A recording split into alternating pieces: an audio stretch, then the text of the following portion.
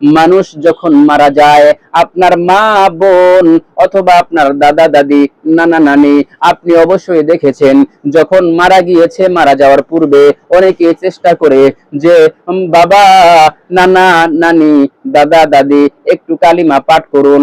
এইভাবে কালিমা পাঠ করার তালকিন করা একেবারেই নিষেধ, কারণ ওই সময় তার অনেক কষ্টের একটি সময়। যখন মানুষের রূহটি বের হয়ে যায়, মানুষের রূহটি বের হয়ে যাওয়ার সময় এসে যায়, তখন ওই মুহূর্তে ওই ব্যক্তির জন্য যে কতটা ভয়ঙ্কর একটি সময়, কতটা কষ্টের একটি সময়, এই বিষয়টি যদি কেউ জানতো তাহলে কেউ এইভাবে তালকিন করতো না যে আপনি বলুন কালিমাটি, কালিমাটি পড়ার সাথে সাথে আপনি দণ্ড হয়ে যাবেন, আপনার ইমানের সাথে মৃত্যু হবে না। যখন যখন মৃত্যুটি গলার মধ্যে চলে আসে, যখন আত্মাটি গলার মধ্যে চলে আসে, ওই সময় তালকিন করা একেবারে নিষেধ। মৃত্যুর আগ মুহূর্তে যখন একটু সুস্থ থাকে, স্বাভাবিক থাকে, তখন আপনি বলতে পারেন এইভাবে। তারপরেও আপনি সরাসরি বলতে পারেন না এইভাবে যে আপনি বলুন কালিমা তয়্যিবা লা ইলাহা ইল্লাল্লাহু মুহাম্মাদুর রাসূলুল্লাহ, এইভাবে সরাসরি হুকুম করে বলা যাবে না। কারণ ওই সময় যদি সে বিরক্ত হয়ে বলে আরে যাও এখান থেকে চলে যাও, আমি এগুলো বলবো না, তাহলে কিন্তু তার ঈমান হারা হয়ে যাবে, ওই ব্যক্তি কিন্তু ঈমান হারা হয়ে যাবে। ঈমান হারা হয়ে যাওয়ার কারণে ওই ব্যক্তি কিন্তু জান্নাতে আর যেতে পারবে না। প্রিয় মা বোনেরা, প্রিয় ভাইরা আমার, এই বিষয়ের দিকে আপনারা অবশ্যই খেয়াল রাখবেন।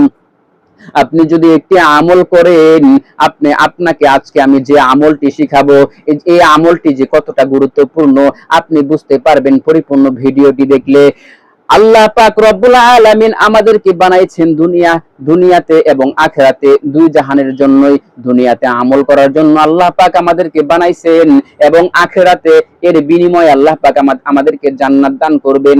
এই জন্য জান্নাত পাওয়ার জন্য আমাদের সবচাইতে বড় জিনিস, সবচাইতে যে জিনিসটি প্রয়োজন সেটা হলো ঈমান। ঈমান যদি আমাদের না থাকে তাহলে আমরা কোনোদিনও জান্নাতে যেতে পারবো না। আল্লাহ পাক আমাদেরকে বানাইছেন আমরা যেন ঈমান নিয়ে মরতে পারি। আমাদের ঈমান যদি না থাকে, আমরা ঈমান ছাড়া যদি ঈমান হারা হয়ে যদি মারা যাই, তাহলে আমাদের কোনো উপায় নাই, জাহান্নাম ছাড়া আমাদের কোনো গতি নাই। এই জন্য আমাদের মৃত্যুটি যেন হয় ঈমানের সাথে। যে আমলটি আপনাদেরকে শিখিয়ে দিব, এই আমলটি যদি আপনি করেন, আপনার কাছে গিয়ে কাউকে তালকিন করতে হবে না, আপনার কাছে গিয়ে কাউকে বলতে হবে না প্রিয় ভাই আমার কালিমাটি পাঠ করো, প্রিয় বোন আমার কালিমাটি পাঠ করো, আমার মা তুমি কালিমাটি একটু পাঠ করো, আমার বাবা আপনাকে আমি বলতেছি একটু কালিমাটি পাঠ করেন, আমার নানা একটু কালিমাটি পাঠ করেন। এইভাবে বলতে হবে না, আপনি একটি মাত্র আমল করবেন। এই আমলটি যদি আপনি করতে পারেন, আল্লাহ পাক আপনার জন্য সহজ করে দিবেন। আপনার জবান দিয়ে অটোমেটিক কালিমা বের হয়ে আসবে। আল্লাহ পাক পবিত্র কুরআনুল কারীমের মধ্যে সকল বিষয়ের সমাধান রেখেছেন, কিন্তু আমরা কোরআনকে বিশ্বাস করি না, আমরা কোরআনের ধারের কাছেও যেতে চাই না। যদি কোনো সমস্যা হয় ডাক্তারের কাছে চলে যাই, যদি কোনো সমস্যা হয় আমরা কবিরাজের কাছে চলে যাই, যদি কোনো সমস্যা হয় আমরা অন্য দিকে দৌড়াই, কিন্তু আমরা কোরআনের কাছে আসি না। কোরআনের মধ্যে আল্লাহ পাক রব্বুল আলামিন সকল বিষয়ের সমাধান রেখেছেন। আল্লাহ পাক রব্বুল আলামিন বলেন, ওয়া নুনাজ্জিলু মিনাল কুরআনি মা হুয়া শিফাউ ওয়া রাহমাতুল লিল মুমিনিন। আল্লাহ পাক রব্বুল আলামিন বলেন, ওয়া নুনাজ্জিলু মিনাল কুরআনি, আমি এই কোরআনকে অবতীর্ণ করেছি, ওয়া নুনাজ্জিলু মিনাল কুরআনি মা হুয়া শিফাউ ওয়া রাহমাতুল লিল মুমিনিন, মুমিনদের জন্য শিফা। এই পবিত্র কোরআনের কারীমের মধ্যে সকল রোগের শিফা রয়েছে, প্রত্যেকটা রোগের শিফা রয়েছে। পৃথিবীর বুকে হাজার হাজার রোগ রয়েছে, লক্ষ লক্ষ রোগ ব্যাধি রয়েছে। এই সকল রোগের চিকিৎসা আল্লাহ পাক রব্বুল আলামিন কুরআনুল কারীমের মধ্যে রেখেছেন। প্রত্যেকটা সূরার মধ্যে আল্লাহ পাক রব্বুল আলামিন এক একটা বৈশিষ্ট্য রেখেছেন। সূরা ফাতিহার একটি নাম হলো শিফা, এর মধ্যে 11টি নাম রয়েছে, একটি হলো শিফা নাম। এই শিফা নামের বরকতে আল্লাহ পাক রব্বুল আলামিন সূরা ফাতিহা পড়ে যদি কেউ কারোর শরীরের মধ্যে ফু দেয়, আর ওই ব্যক্তি যদি রোগাক্রান্ত হয়ে থাকে, ওই ব্যক্তি সুস্থ হয়ে যাবে। আপনি নিজেও যদি অসুস্থ হয়ে থাকেন, আপনি সূরা ফাতিহা পড়ে যদি আপনি পানির মধ্যে ফু দিয়ে ওই পানি সেবন করেন, তাহলে আপনি ওই রোগ থেকে মুক্তি পেয়ে যাবেন। আমরা পবিত্র কোরআনুল কারীমের কাছে আসতে চাই না?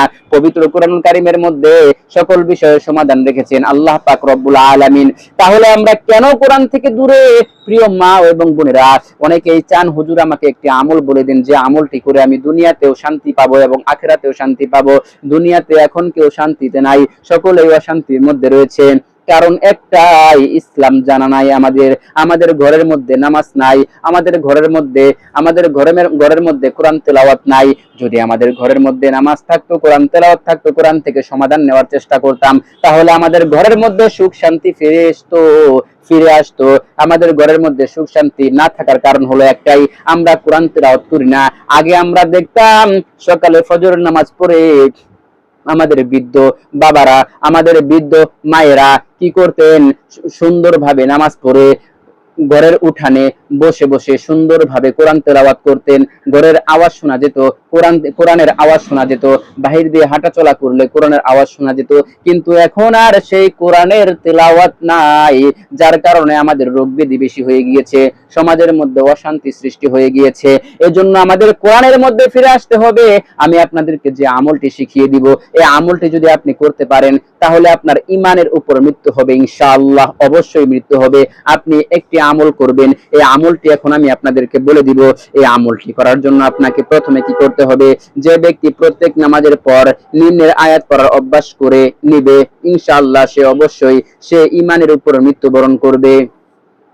যে ব্যক্তি নামাজের পরে, আমরা যখন 5 ওয়াক্ত নামাজ পড়ি, ওই নামাজের পরে যদি আমরা সাথে সাথে কোরআনের একটি আয়াত আমি আপনাদেরকে শিখিয়ে দিব, আপনাদেরকে বলে দিব, ভিডিওর স্ক্রিনে লিখে দিব, সুন্দরভাবে লিখে দিব, বাংলা উচ্চারণ সহ যেন আপনাদের সহজ হয়, এইভাবে আমি আপনাদেরকে লিখে দিব।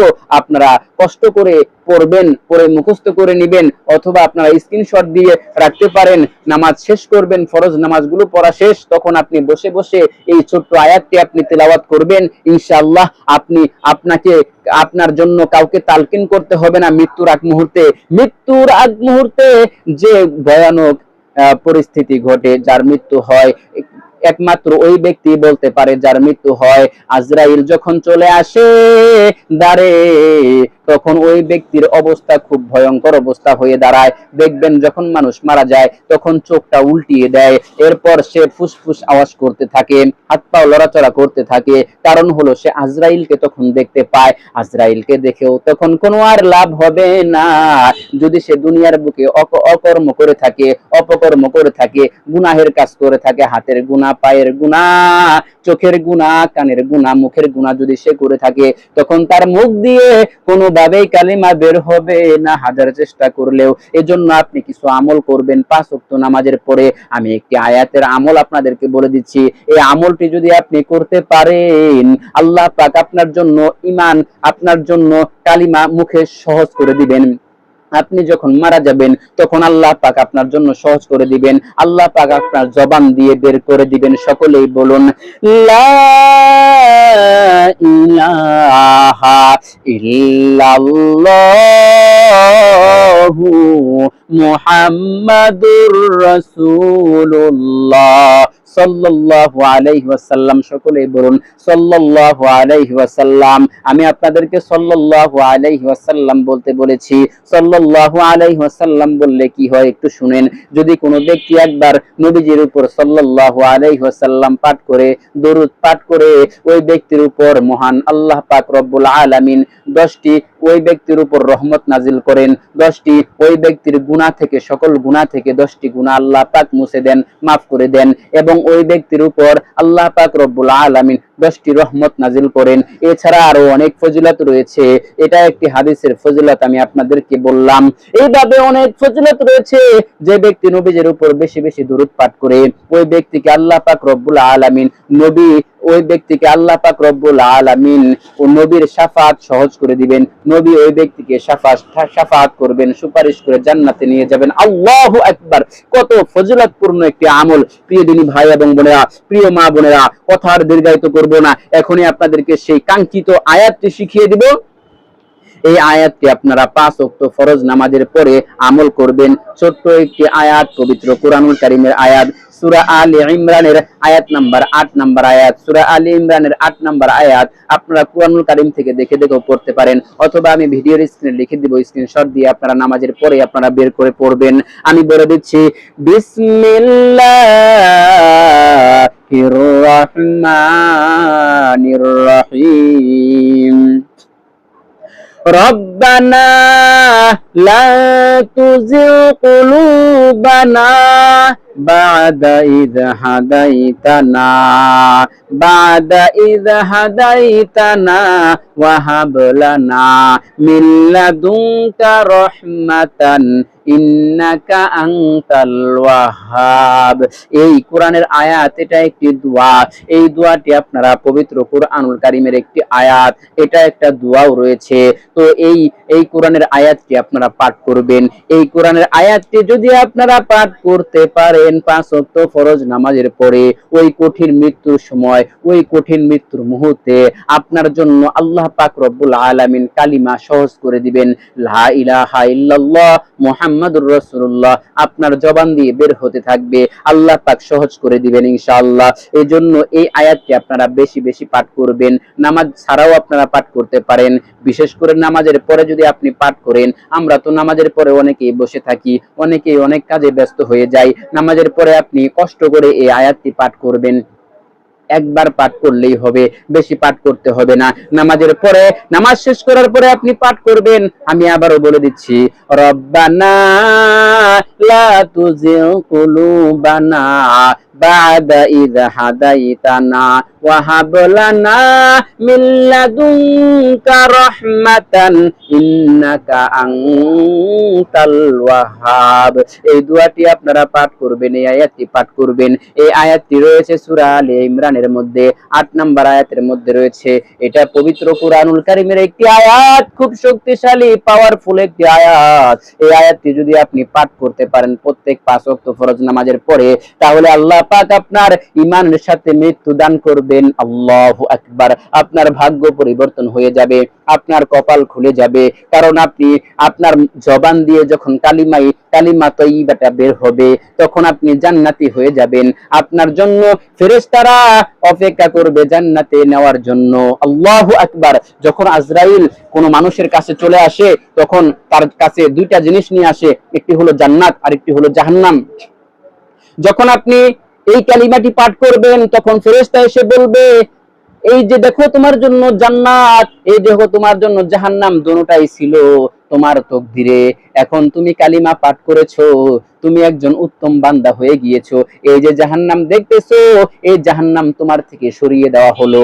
এই যে দেখতেছো জাহান্নাম, এই যে দেখতেছো জান্নাত, কত সুন্দর নিয়ামতপূর্ণ একটি জান্নাত, এই জান্নাত তোমার ঠিকানা হয়ে গেল। আল্লাহু আকবার। কত বড় ফজিলতপূর্ণ একটি আমল আজকে আপনাদের কাছে বলে দিলাম। এই আমলটি আপনারা করবেন, ইনশাআল্লাহ আপনারা জান্নাত পেয়ে আপনারা ধন্য হয়ে যাবেন ইনশাআল্লাহ। ঈমানের সাথে মৃত্যু হবে ইনশাআল্লাহ। তো প্রিয় দিনী ভাই এবং বোনেরা, আজকের মতো ভিডিওটি এখানে শেষ করে দিচ্ছি। আপনাদের সকলের সুস্বাস্থ্য কামনা করে আল্লাহ পাক যেন আপনাদের এবং আমাকে প্রত্যেককেই যেন এই আমলটি অটল ভাবে করার তৌফিক দান করেন। প্রত্যেক ফরজ নামাজের পরে যেন এই আয়াতটি পড়ার তৌফিক দান করেন। আল্লাহ পাক আমাদেরকে এই আয়াতটি পড়ে আমাদেরকে জান্নাতের মেহমান হিসেবে যেন আল্লাহ পাক রব্বুল আলামিন আমাদেরকে কবুল করেন। এই বলেই আমি আপনাদের থেকে বিদায় নিচ্ছি। আপনাদের সকলের সুস্বাস্থ্য কামনা করছি। আসসালামু আলাইকুম ওয়া রাহমাতুল্লাহি ওয়া বারাকাতুহু।